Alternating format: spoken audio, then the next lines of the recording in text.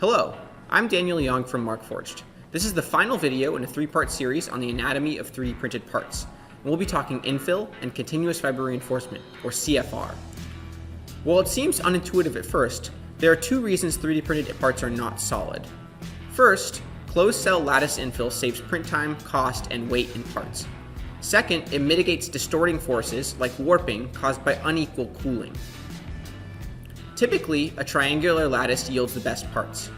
However, the shape and density of the lattice is flexible, enabling you to print parts with hexagonal, square, or even solid infill. We recommend you stick with stock settings for best results. That being said, you can radically change the internal structure of parts with Markforged printers.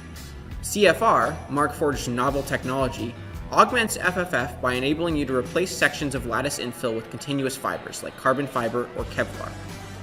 These fibers provide a step-change improvement in durability and mechanical properties without increasing process complexity. Fibers can replace small sections of a layer or the entire lattice and can be grouped and toggled in any region of the part. That's the basics of infills and fibers. To learn more about CFR and what you can do with it, check out markforged.com. Happy printing!